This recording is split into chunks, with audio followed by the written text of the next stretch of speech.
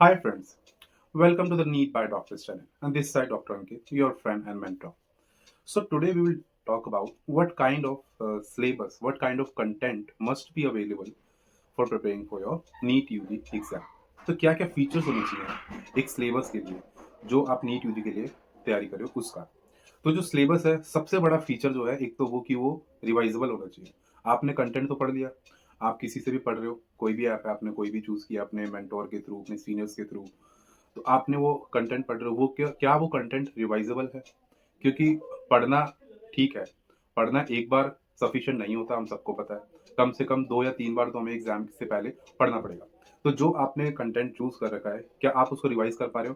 क्योंकि आपका NEET UG का जो एग्ज़ाम है शायद मई के अंदर होगा। तो आपको कम से कम जो सिलेबस है 2-3 बार तो रिवाइज़ करना पड़ेगा। तो जो सिलेबस है, एक तो वो होना चाहिए रिवाइज़ेबल होना चाहिए और एक जो सिलेबस है, वो आपके पास एग्ज़ाम अलाइन्ड होना चाहिए, एनसीईआरटी बेस्ड होना चाहिए। तो क्या ये सब फीचर्स आपके कंटेंट के अंदर है? अगर नहीं है, तो ये जो हमारा जो प्लेटफ़ॉर्म है, नीट बाय डॉक्टर्स, वो बहुत ही जल्द फ़ैब के स्टार्टिंग में हम लॉन्च करने वाले हैं, जिसके अंदर ये सारे फीचर्स होंगे। वो आप कंटेंट रिवाइज़ कर पाओगे, एग्ज़ाम अलाइन्ड होगा, एनसीईआरटी बेस्ड होगा। सिलेबस सबको पता है क्या है नीट यूजी के लिए, 11th एंड 12th की जो बुक्स है एनसीईआरटी की, उसी के बेसिस पे एग्जामिनर क्वेश्चंस पूछता है या एग्जामिनर क्वेश्चंस बनाता है।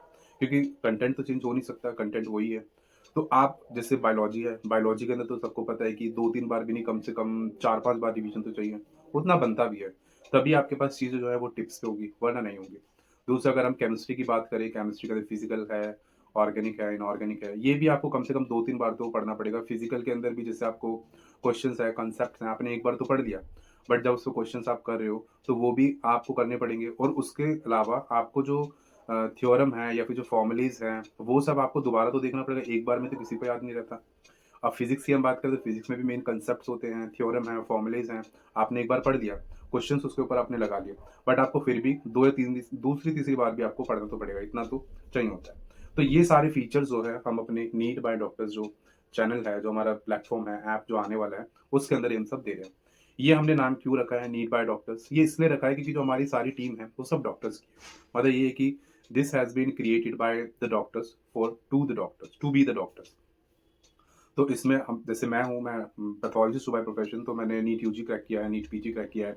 उसके अंदर क्या क्या गलतियाँ हमने की थी वो सब हमने हमारे फ्रेंड्स ने सब ने आपस में डिस्कस किया कि ये चीज़ हमें इस प्लेटफॉर्म पे लानी चाहिए, जो हमारे स्टूडेंट्स हैं जो नीट यूजी के लिए जो प्रिपेयर कर रहे हैं वो ये सब गलती ना करें। ठीक है। इसके अलावा जो हमारा जो कंटेंट है, उस कंटेंट का जो हमारा क्वेश्चंस हैं, जो नोट्स है वो एनसीईआरटी बेस्ड है।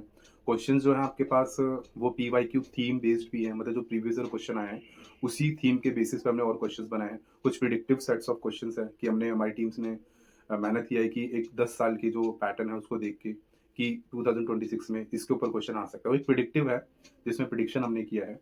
और हमारी ऐप के अंदर आपको 10 ईयर्स के जो पीवाईक्यूज है वो मिल रहे हैं, असर्शन रीजन बेस्ड क्वेश्चंस है, ये सब है। और आपको मेंटोरशिप मिल रहा है, मतलब जैसे मैं हूँ तो मैं भी वेबिनार कंडक्ट कराऊंगा महीने में कम से कम 1-2 बार।